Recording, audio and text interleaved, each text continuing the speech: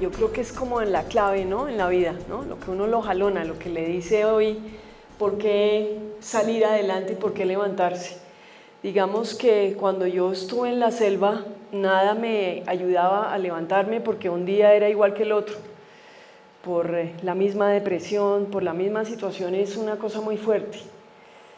De manera que uno tiene que encontrar la manera de definir qué es lo que a uno lo apasiona, qué es lo que realmente lo invita a levantarse temprano, arreglarse, hacer su agenda y hacer sus actividades, porque eso en el día a día es fundamental, ¿no?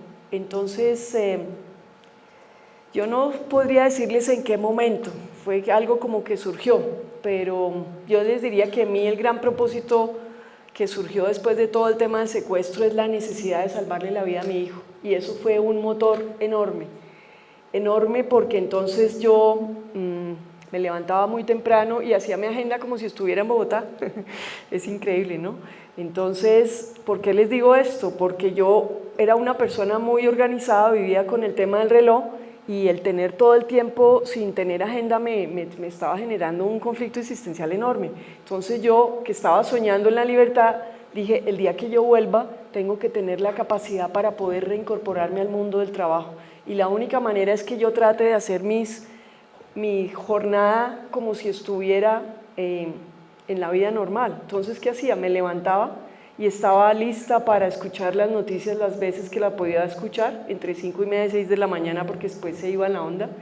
Gracias a eso podía tener un mínimo de noticias y eso me permitía estar conectada. Prontamente entendí la cantidad de noticias que en pocos minutos uno alcanza a escuchar.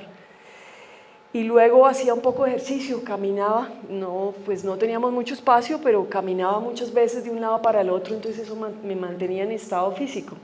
Cuando tuve la oportunidad de tener un libro, me lo leí todo. Cuando en algún momento nos llegaron los periódicos, hasta leí los clasificados. Era una cosa increíble, pero todos, ¿no? Porque era un periódico que llegaba de vez en cuando, me lo leía todo.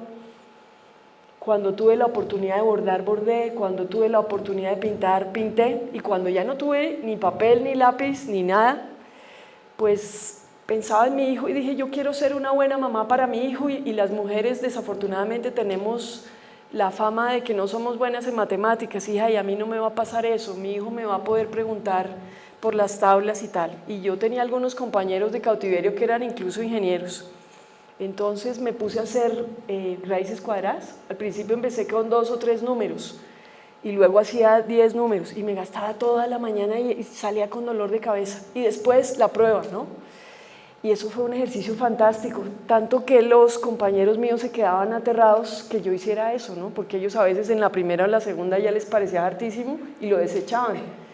Pues realmente cuando a mí me liberan, la realidad es que la gente me decía que ¿por qué estoy tan bien? Pues estoy tan bien es porque en todos los 6 años de cautiverio llevé una jornada que no me permitió entrar en el letargo ni un solo momento, y eso fue muy valioso. De manera que cuando a mí viene una editorial francesa extranjera y me dice, Clara, tienes que escribir tu libro, pues yo le dije, sí lo voy a hacer, pero no sabía para cuánto tiempo. Me dice, lo tienes que entregar en diciembre porque como es el boom del momento, si no lo tienes en diciembre, a mí me liberan en enero, hacemos el acuerdo en julio, yo realmente solo tenía 7 meses para escribir el libro. Si tú no lo entregas a más tardar el 2 de enero del siguiente año, pues ya no hay sentido de que hagamos este acuerdo. Pues digamos a que gracias a que yo había estado conectada con una agenda, por decirlo de alguna manera, con una manera de seguir activa mentalmente, pues cuando me encargaron el tema del libro, pues efectivamente lo hice. Y me encerré en mi casa, que vivía fuera de Bogotá, y trabajaba 10 y 12 horas. Y gracias a eso, digamos que, como dice el adagio popular, maté con un tiro maté 2 pájaros, no, con un pájaro. Bueno, bueno, ¿qué me sirvió ese ejercicio? Me permitió reflexionar sobre la experiencia que había vivido, pero desde la libertad, ¿sí? Porque es muy diferente escribir tú amarrado que escribir en libertad. Valorar la libertad y empezar a recordar y a rememorar la historia que había vivido. Entonces, para mí fue una catarsis espectacular, porque pude tener como en la distancia lo que había vivido, y efectivamente cuando terminé de escribir el libro entendí que este era un capítulo más de mi vida y que no era mi vida y que yo podría salir adelante. Y ya en libertad podía disfrutar de la libertad y tenía que seguir trabajando.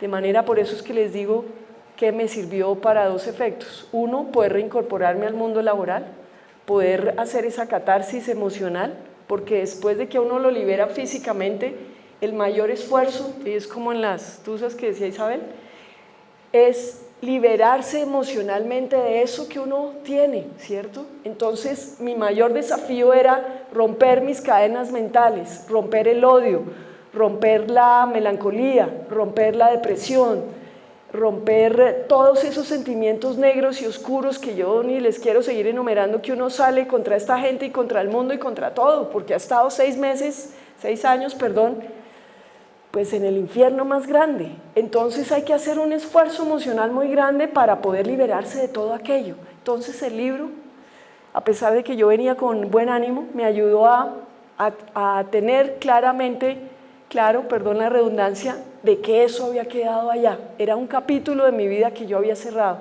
Y bueno, pues me permitió también ganar unas regalías y con eso pude vivir un tiempo mientras pude después ya entrar a una fundación y a una ONG y trabajé como directora ejecutiva en la Fundación País Libre para ayudar a las demás personas que habían estado secuestradas.